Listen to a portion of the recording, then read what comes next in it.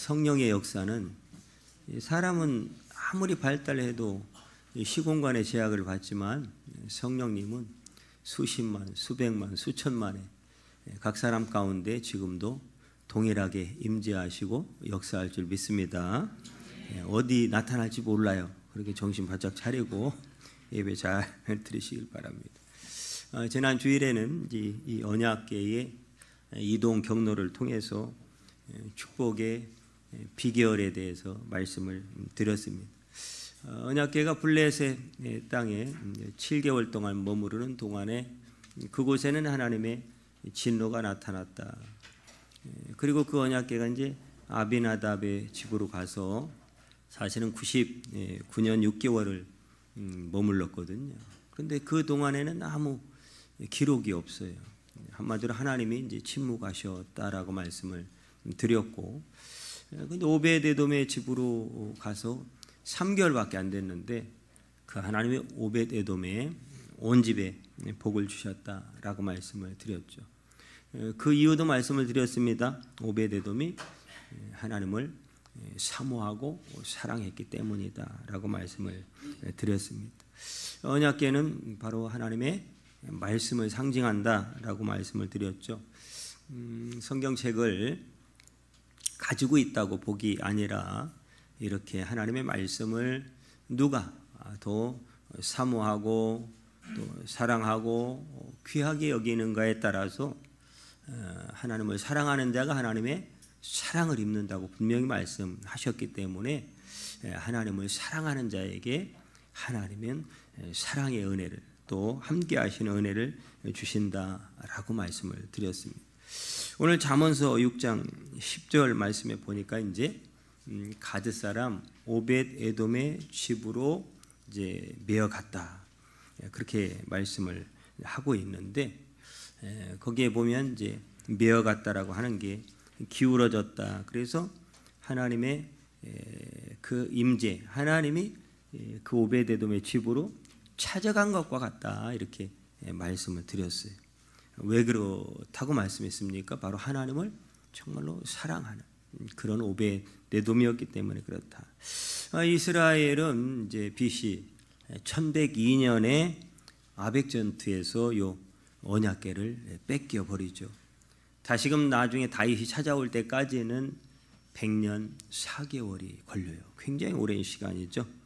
이스라엘은 왜 이 언약궤를 뺏기게 됐을까?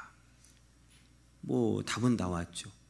그들이 언약궤만 가지고 있으면 된다라고 하는 안일한 생각을 가지고 있었던 거예요.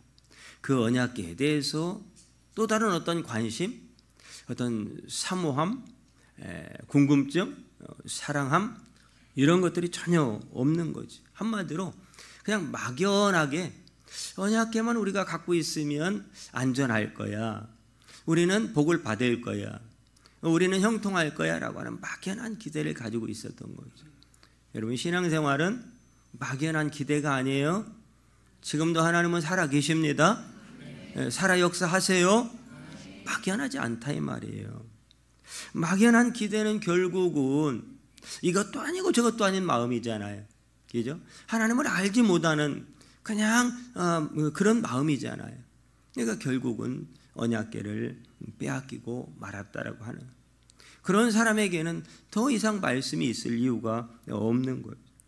그 이후로 이스라엘은 영적으로도 그렇고 실제적으로도 암흑기를 겪게 되는 거죠. 하나님이 여러분에게 주신 말씀을 정말로 사모하고 또 순종하고 잘 간직하는 은혜가 있기를 축복합니다. 말씀을 가진 사람은 축복이에요. 그런데 말씀을 빼앗기면 그것처럼 불행한 게 없는 거죠. 그래서 사울과 다윗이 똑같이 40년을 이스라엘 왕으로 통치했지만 두 사람의 다른 건 뭐라고 그랬어요? 사울은 40년에 그런 왕으로 하나님의 은혜를 입고 최초의 왕으로 세움 받았음에도 불구하고 이 언약궤를 찾지 않았다라는 것이고, 다윗은 그 예루살렘의 온전한 왕이 되었을 때 그가 첫 번째로 한 일은 그 언약궤를 다시 찾아온 일이었다 말씀을 드렸습니다. 오늘은 이제 언약궤가 아비나답의 집에서 요 다윗성으로 옮겨가는 과정 가운데 돌발 상황이 생긴 사건을 설명을 하고 있습니다. 그래서 이제 결국 그 사건 때문에 이 언약궤가 결국은 목적대로 다윗의 장막으로 가지 못하고 오벳 에돔의 집으로 가게 되는 거죠. 자, 이제 다윗이 약 3만 명의 병사를 모집을 했어요. 이 언약궤를 모시고 오기 위해서.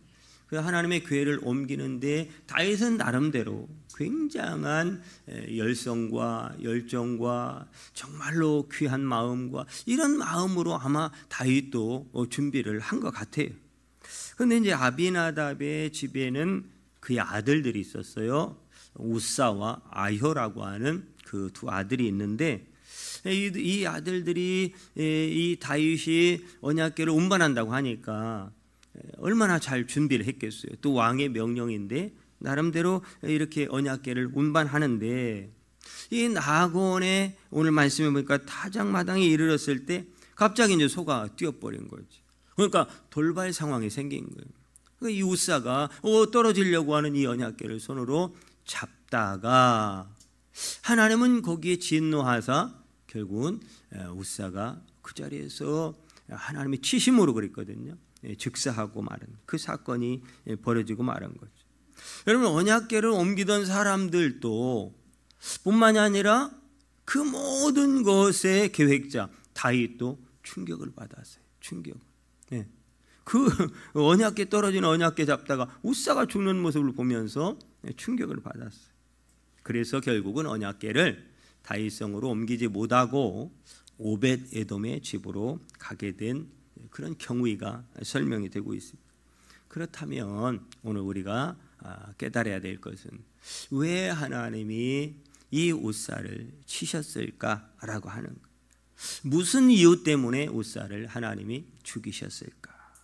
그 이유는 일단은 정답을 말씀드립니다. 이 우사는 이유를 막론하고 하나님의 말씀을 벗어났기 때문에, 하나님의 말씀을 어겼기 때문입니다. 여러분, 저와 여러분들은 얼마나 하나님의 말씀을 순종하며 지금 따르고 살고 있느냐라고 하는 거죠. 이 시대였다면 아마 우리도 우사처럼 나만할 사람이 없을 겁니다. 그러니까 살아있다는 자체가 우리는 기적인 거죠, 사실. 자, 이 언약궤를 운반하는 과정 가운데 우사가 크게는 두 가지를 잘못했어요. 몇 가지요? 두 가지. 자, 민수기 4장 4절에 보면 이렇게 말씀을 하고 있어요. 자, 같이 읽습니다. 시작. 고아 자손이 회막 안에 지성물에 대하여 할 일은 이러하니라. 언약궤도 지성물이에요. 그러면 언약궤는 뭘 상징한다고요? 말씀. 말씀도 뭐라고요? 지성물입니다. 그 다음에 15절. 자, 시작. 진영을 떠날 때에 아론과 그의 아들들이 성소와 성소의 모든 기구 덮는 일을 마치거든 고아 자손들이 와서 매일 것이니라. 그러나 성물은 만지지 말라. 그들이 죽으리라. 회막 물건 중에서 이것들은 고아 자손이 매일 것이며. 아멘. 성물은 두 가지를 지켜야 돼요.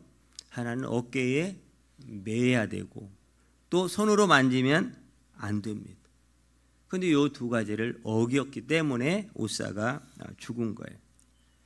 여러분, 언약궤가 지금 아비나답의 집에 있었지만 사실은 그의 아버지는 이미 죽은 거죠.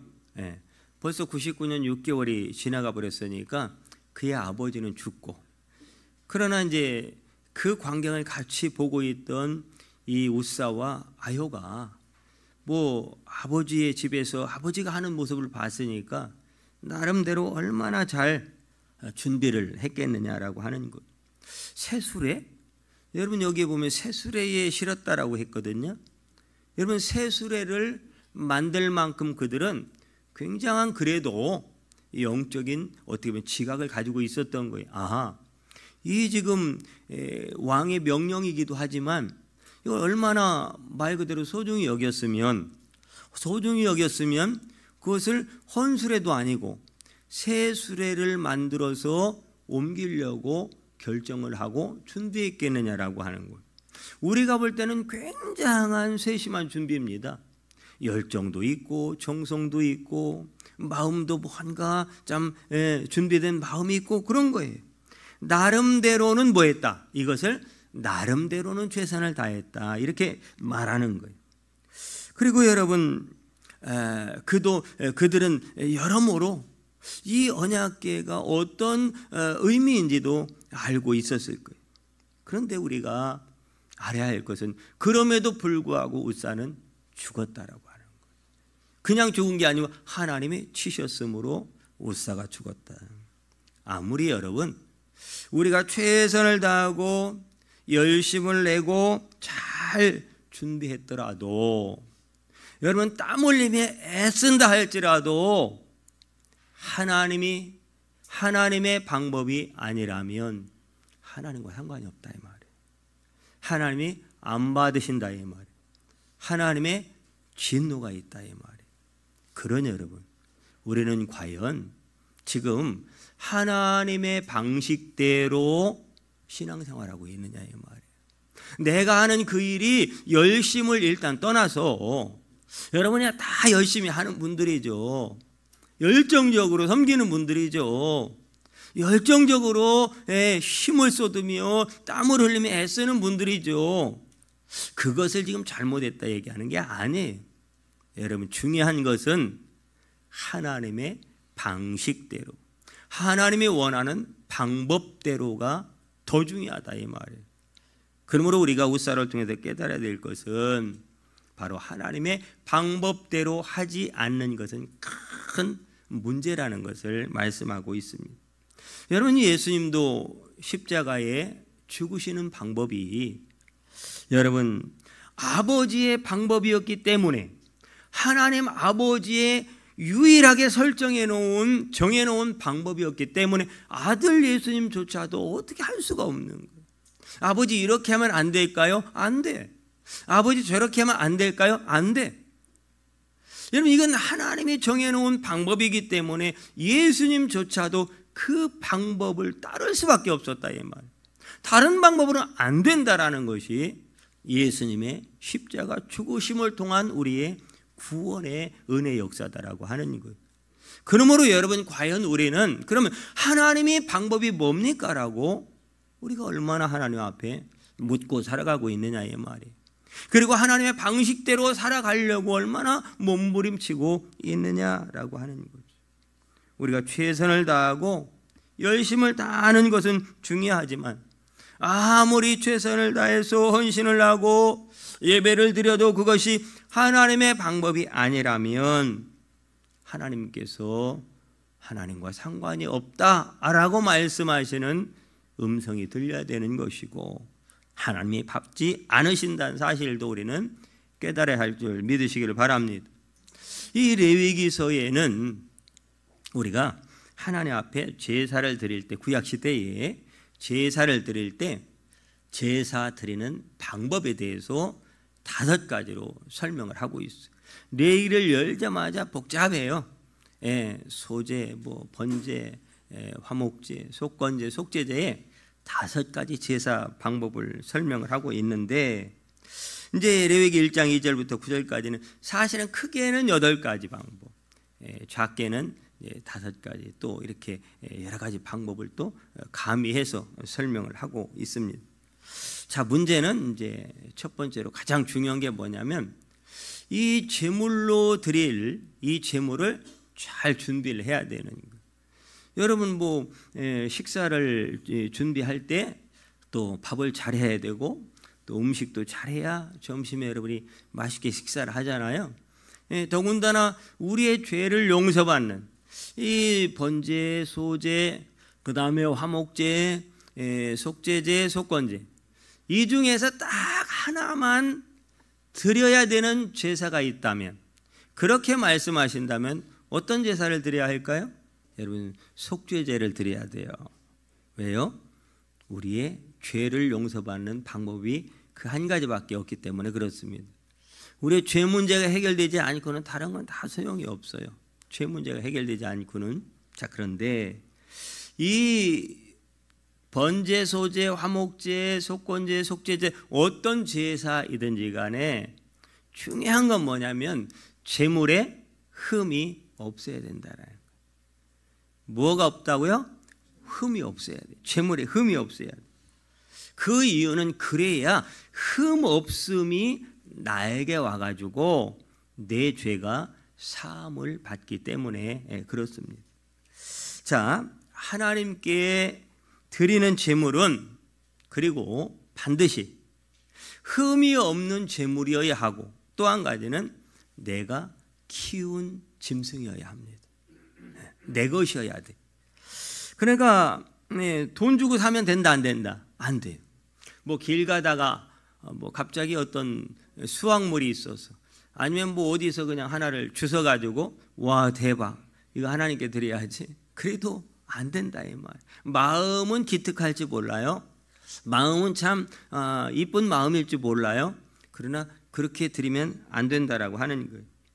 내가 키운다라는 말을 잘 이해해 보세요. 여러분 집에 가시면 여러분들이 잘 키우는 동물 하나 있죠. 다는 아닐 테지만 요즘은 참 보면요, 그 애완견 장례식장도 생기고요, 뭐 미용실도 생기고, 뭐 병원도 있고 없는 게 없어요. 사람하고 똑같습니다. 사람하고 똑같아. 그 키운 그 애완견을 여러분 한번 내 손으로 잡는다라고 생각을 해보세요. 이해가 되세요? 내가 키우고 눈을 마주치고 아플 때 병원 데려가고 밥 먹을 때 맛있는 거 있으면 크크크 하면서 맛있는 거 줘야 되고 함께 자식처럼 살았다 이 말이에요. 그렇게 내가 정들고 정말로 내 가족 같은 그런 짐승을 내가 잡아야 되는 거예요.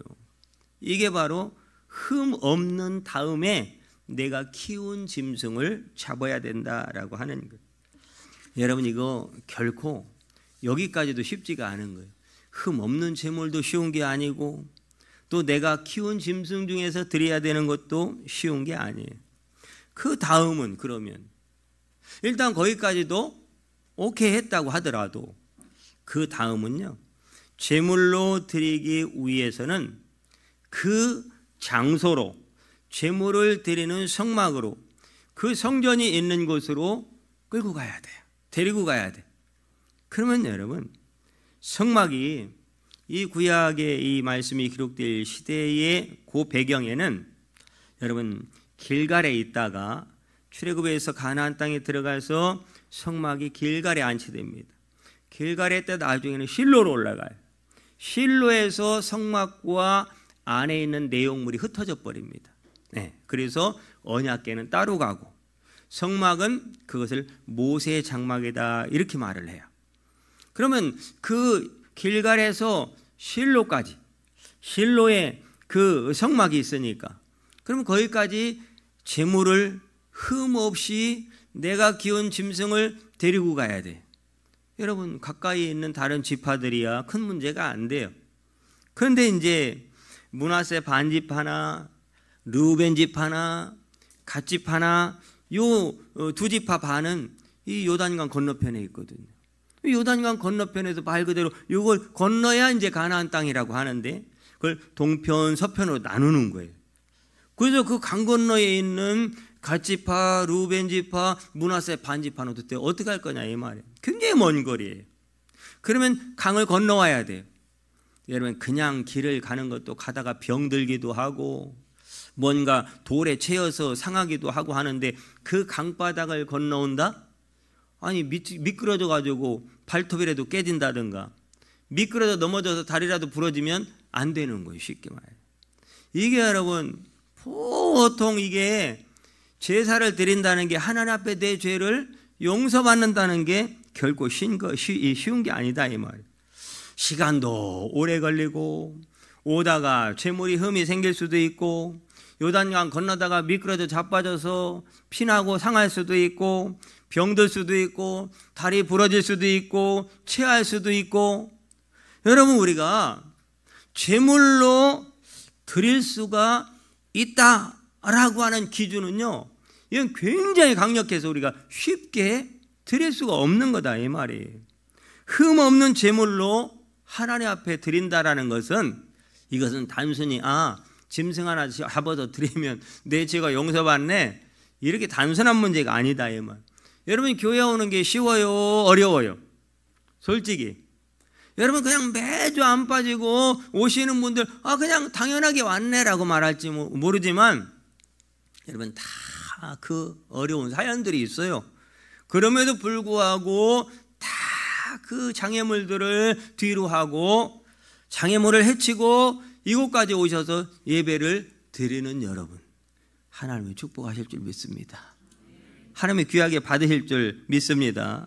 근데 우리는 너무 이렇게 쉽게 생각한다 이 말이에요. 예배를 너무 쉽게 생각하고 주일을 너무 쉽게 생각하는 거예요. 여러분, 반드시 이렇게 흠 없는 제물로 드려야 하는 이유가 뭐냐 이 말이에요. 아까 얘기했던 것처럼 흠 없는 그 의가 나에게 와서 그 의로움이 나를 덮을 때 내 안에 있는 부정적인 모든 죄가 용서받기 때문에 그랬어요. 하나님의 그런 방식을 통해서 우리의 죄를 용서하기를 원하셨던 거죠. 여러분, 짐승의 흠 없음이 나에게 와야 내 죄가 용서를 받는 거예요. 자, 그러면 그 다음은 자, 흠 없이 장애물을 뚫고서 이제 드디어 제사 드릴 장소까지, 성막까지 도착을 했습니다. 자, 그 다음에 이제 가지고 온 제물을 어떻게 해야 돼요? 안수를 해야 돼. 자, 누가 안수를 해요? 내가 안수를 해야 돼. 내가 안수를 해야 돼. 그러면 여러분, 제물이 뭐예요? 소나. 그런데 소는요, 반드시 무슨 소를 드려야 돼요? 숫소, 황소를 드려야 돼. 예. 그러면 여러분, 키 작은 사람은 안수도 못해, 쉽게 말해서. 그리고 그 소가 뛰어버리면 우사처럼 큰일 날 수 있어. 그러니까 이 말 그대로 이게 안수한다는 거. 그 다음에 이제 뭐 해야 돼요? 소를 잡아야 돼요. 여러분, 이제 소 잡는 연습하셔야 돼. 지금 소 잡을 수 있어요? 잡아봤어요? 아니, 그럼 여자분들, 남자는 어떻게 해서라도 야, 나 잡을 때 좀 도와줘. 그것도 안 돼요. 누가 도와줄 수도 없어. 내가 스스로 잡아야 돼. 뭐 힘센 소든지 간에, 아니면 뭐 그 밑에 양이나 염소나 다 잡아야 되는 거예요. 다 잡아야 되는 거예요. 여러분, 이게 쉽게 짐승을 잡을 수 있는 게 아니에요. 이것을 반드시 내가 잡아서 하나님 앞에 드려야, 그래야 내 죄를 용서받는다라는 거예요. 여러분, 결코 쉬운 게 아니라는 거예요. 그 다음에 여러분, 마음 약한 사람은 잡지도 못하고, 잡았다 하더라도 보니까 어떤 분은요, 그 모습이 기억이 나가지고 그 고기를 안 먹더라고. 안 먹어요. 예. 그 다음은 또 어떻게 해야 되느냐? 잡으면 성공했다고 하더라도 그 다음 각을 떠야 돼. 각은 뭐예요? 껍질을 벗기는 거예요. 그리고 또 각을 떼야 되는, 어떻게 그 마디마디 자른다는 거예요. 소 다리, 뼈, 등뼈, 마디마디 다 잘라요. 정육점 하셔야 돼. 정육점에서 연습 잘 하고 해도 이게 쉽지가 않은 거예요. 이 수도 없는 절차를 거쳐서. 그러니까 여러분, 이사야 53장에 보면 예수님이 십자가를 지시는 장면을 바라보면서 이사야 선지자가 뭐라고 그랬어요? 도살장으로 끌려가는 어린 양과 같았다라고 말씀을 하고 있습니다. 여러분, 죄로 인해서 하나님의 우리와의 관계가 끊어져서 고통당하는 우리를 다시 어떻게 하면 아버지 하나님과 연결할 수 있을까? 다시 하나님의 얼굴을 돌려서 우리를 바라보게 할 수 있을까? 그 얼굴을 우리를 향하여 은혜 베풀 수가 있을까? 그 고통에서 우리를 어떻게 건져주실 수 있을까? 그 방법이 있다면 우리 예수님은 기꺼이 그 방법 앞에 자기의 목숨을 내어서라도 우리를 살리고 우리를 다시금 하나님과의 은혜의 축복의 관계 속으로 들어가도록 하시겠다라고 굳은 결심을 하신 분이 예수님이십니다. 여러분, 그런데 과연 우리는 그 예수님을 대하는 것이 어떤 방식이고 어떤 느낌이고 어느 정도의 강도고 무슨 마음으로 그 주님을 대하고 있느냐의 말이에요.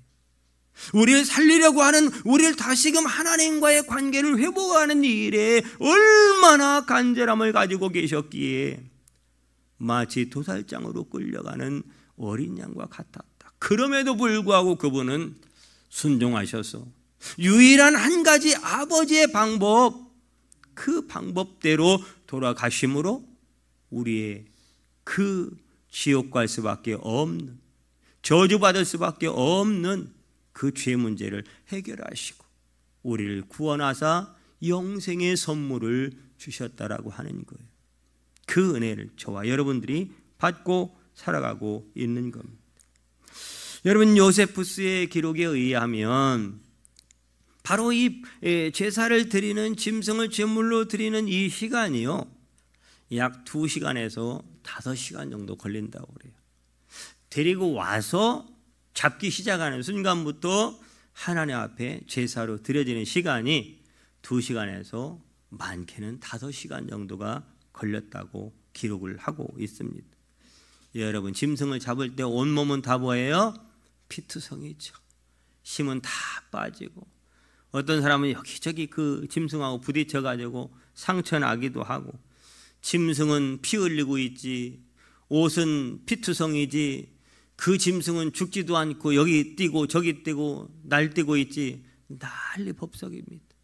이런 과정을 매년 그것도 또 중간에 죄를 지으면 특별한 제물을 드려서 우리의 죄를 용서받아야 되는, 여러분, 우리의 죄가 예수님의 십자가의 은혜로 용서받았다고 그 가치가 여러분 짐승 한 마리 제물로 드리는 가치보다 못하게 여기면 결코 안 되는 거예요. 그 예수님은 우리의 이러한 모든 고통을 헤아리사 그 가장 좋은 방법으로, 여러분, 우리는 얼마나 쉬워요. 그 예수님을 뭐하기만 하면? 믿기만 하면 된다는데, 그 예수님을 믿기만 하면 된다는데 그것도 못 믿다가 그 믿는 곳조차도 어영부영하다가 무슨 문제만 생기면 하나님 왜 그러냐고, 하나님 왜 그러냐고. 여러분, 하나님 우리를 사랑하는 것이 당연합니까? 마땅합니까? 그런 거 아니잖아요. 여러분, 우리는 죽을 수밖에 없는 게 우리의 본질상 진노의 자녀예요. 그런데 우리는 이것을 놓치고 살고 있다고요. 그러니까 우리의 기준은 너무 높아져 가지고 이거는 기본이고 이만큼은 최소한 우리는 하나님부터 받고 살아야 된다라고, 하나님이 이 정도는 주셔야 당연한 거라고 여기고 살고 있으니 우리가 정말로 구원을 알기는 하냐 이 말이에요. 십자가를 알기는 하냐 이 말이에요. 자, 레위기서의 주제는 그래서 모든 것을 통틀어서 왜 이렇게 해야 되느냐, 한 가지 때문에 그래요. 거룩입니다. 거룩. 그러면 왜 거룩해야 될까요? 중요한 것은 이렇게 하는 이유가 있어요. 하나님의 임재입니다. 하나님의 임재. 우리의 신앙생활에 가장 중요한 것을 말한다면, 우리의 신앙생활에 가장 중요한 것이 뭐냐고 물는다면 하나님의 임재입니다. 우리가 하는 일이 아무리 대단한 업적을 남길 수 있는 일이라 할지라도 그 일에 하나님의 임재가 없으면 아무것도 아닙니다. 그러나 여러분, 아무리 누가 볼 때 별 볼 일 없는 것 같고 작은 것 같아도 그곳에 그 일에, 우리가 하는 일에, 우리의 섬김에 하나님의 임재, 이걸 하나님의 영광이라고 그래요. 하나님의 임재가 나타나면 그 사람은 성공한 사람인 거예요. 그 사람은 가장 복을 받은 사람인 거예요. 그 사람은 가장 여러분 존귀한 자가 되는 거예요. 가장 멋진 인생이 되는 거예요. 그러므로 우리 인생의 가장 중요한 것은 하나님이 내 인생 가운데 나타나시는 거예요. 하나님이 내 인생 가운데 임재하시는 거예요. 오늘 이 자리가 그런 자리가 되길 축복합니다. 하나님의 임재가 없다면 아무 소용이 없는 거예요. 없는 거.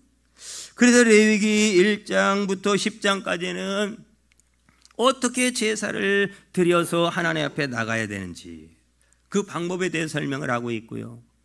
그러면 11장부터 이제 27장 마지막까지는 우리가 그런 제사를 드리는 사람으로서 우리의 삶은 과연 어떤 삶을 살아가야 되는지에 대해서 11장부터 27장까지 설명을 하고 있어요. 그러면 앞에 1장부터 10장까지도 11장부터 27장까지도 다 합쳐서 딱 하나로 말한다면 따라하십시오. 하나님의 방법대로. 하나님의 방법대로. 이거예요. 하나님의 방법대로. 하나님의 방법이 아니면 아무 소용이 없다라는 거예요. 우리 보기에 아무리 좋아 보이고 좋은 것이라도 하나님의 말씀대로가 아니면 그것은 죄가 되고 하나님이 받지도 않으시고 오히려 진노를 더할 뿐이다라고 하는 거예요. 그런데 우리가요, 이것을 분간하기가 쉽지가 않아요. 우리 보기에는 크게 좋아 보이는 거예요. 우리 보기에는 그것이 유익이 되고 효율적이고 이익이 될 것 같은 거예요. 그 유혹을 뿌리치고 하나님의 방법대로, 여러분 하나님의 방법이 이런 거라니까요. 앞에서 얘기한 대로 굳이 이렇게 할 필요가 있느냐라는 거죠. 돈 들여, 시간 들여, 에너지 낭비해, 거치장스러워, 힘들어. 이 방법대로 해서 제대로 할 사람이 아무도 없는데 굳이 이렇게까지 안 해도 하나님은 가만히 계신 것처럼, 마치 아비나답의 집에 언약궤가 99년 6개월을 그냥 침묵하심에 있는 것처럼 침묵하시니까 그게 우리는 잘하는 건 줄 알고 하나님의 방법이 아님에도 불구하고 롯이 너 먼저 그 땅을 선택하라라고 할 때 자기 눈에 보이는 대로 저거네, 저게 좋아 보이네, 저 땅 가지면 부자 되겠네, 저 땅 가지면 잘 되겠네. 여러분, 우리의 눈에 보기에, 그런데 우리가 또 한 가지 알아요. 육신의 생각은 사망이라는 거예요. 육신의 눈은 사망이라는 거예요. 그런데도 우리는 여전히 하나님의 방법이 거치장스럽다, 하나님의 방법이 옛 방법이라고 너무 쉽게 그냥 취부해 버리고 하나님의 방법이 아닌 쉬운 방법을 너무 쉽게 따라가는 경향이 있더라는 거죠. 여러분, 하나님이 하지 말라는 것, 하나님이 싫어하는 것, 하나님이 원하는 방법이 아니라면 과감히 어떤 희생을 치르더라도 거절할 줄 알고, 거부할 줄 알고, 버릴 줄 알아야 될 줄 믿으시기를 바랍니다. 하면 안 되는 거예요. 여러분, 성경에 동성애 하지 말라면 안 해야 되는 거예요. 여러분, 하나님이 하지 말라는 것은 안 하면 되는 거지. 하지 말아야 되는 것이 그 굳이 이유를 달아서 뭐가 어떻고 뭐가 어때서, 그거는 여러분 하나님의 방식이 아니라는 거예요. 그리고 우사와 아요가 죽게 된 것은요, 이유는 하나예요. 하나님의 방법대로가 아니기 때문입니다. 하나님의 말씀은 분명히 축복인데 우리가 하나님의 말씀을 오해하거나 알지 못해서 잘못 해석하고 잘못 적용하거나 잘못 사용하면요, 이건 오히려 축복이 아니라 불행일 수 있다라는 거예요. 불행일 수 있다라는 거예요. 자, 말씀 하나 보겠습니다. 시편 107편 9절 말씀입니다. 시편 107편 9절. 시작. 그가 사모하는 영혼에게 만족을 주시며 줄인 영혼에게 좋은 것으로 채워주심이로다. 할렐루야. 그가 사모하는 영혼에게 만족을 주신대. 줄인 영혼에게 좋은 것으로 채워주신대. 하나님을 정말로 사모하고 하나님의 말씀에 대해서 정말 굶주린 사자와 같이, 정말로 그 굶주린 사슴이 시냇물을 찾아 갈급한같이 주를 찾고 하나님의 말씀을 그렇게 사모하고 사랑하는 자가 있다면 우리 하나님은 만족, 풀로 채워주시겠다라는 거예요. 여호와는 나의 목자신 내가 부족함이 없으리로다. 여러분들에게 주고 싶은 하나님의 축복의 약속의 말씀인 거예요. 잠언서 2장 4절 말씀에 보니까 은을 구하는 것 같이 그것을 구하며 감추어진 보배를 찾는 것 같이 그것을 찾으면 그것은 지혜인데 그 지혜는 하나님이고 하나님의 말씀인 거예요. 은을 구하듯이 하나님의 말씀을 찾고, 여러분 감춘 보배를 찾듯이 하나님의 말씀을 찾는 자가 있다면, 하나님은 여러분 우주를 흔들어서라도 지구를 흔들어서라도 여러분 어디에 있든지 찾아오셔서 그 사람에게 복을 반드시 주실 줄 믿으시기를 바랍니다. 여러분 오벳 에돔처럼 하나님의 방법대로 하나님을 정말로 존귀히 여기고 사모하고 사랑하는 마음으로 순종해서 그 말씀을 내 마음에 품고 나를 사랑한 것 같이 그 말씀을 사랑하고 내 모든 존재를 사랑하는 것처럼 마음과 뜻을 다하여 그 말씀을 사모하고 사랑하면 우리 하나님이 오베데돔의 3개월이 아니라 단 하루 1시간만 그렇게 하나님 앞에 선다라고 할지라도 하나님은 그 사람에게 은혜를 베푸시고 복을 주시고 응답하실 줄 믿으시기를 바랍니다. 여러분 그 얼굴을 한 번이라도 더 보고 싶어서, 그 하나님의 얼굴을 한 번이라도 더 보고 싶어서, 그 손을 한 번이라도 더 잡고 싶어서. 여러분 사랑하는 사람과의 관계는 그런 거 아닐까요?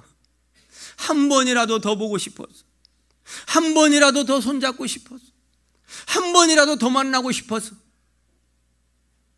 여러분은 하나님을, 여러분은 주님을, 여러분은 말씀을 한 번이라도 더 보고 싶어서, 한 번이라도 그 손 더 잡아보고 싶어서, 한 발자국 더 가까이 가서 더 선명하게 더 가까이에서 보고 싶어서 그 마음으로 주님을 찾는다라면 여러분을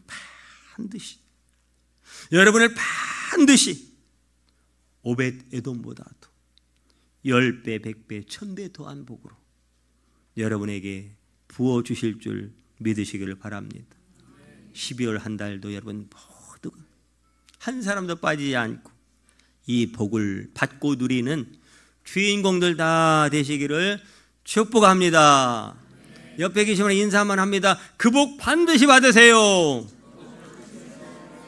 기도하겠습니다. 하나님, 우리 사랑하는 성도들 가운데 하나님을 사랑하는 자에게 주시는 하나님의 사랑을 입는 놀라운 축복이 모든 성도들 가운데 12월 한 달도 남은 평생에 임할 수 있도록, 내가 기도하는 그 자녀들이 어디 있든지 간에 그곳에도 동일하게 임할 수 있도록 축복하여 주시옵소서.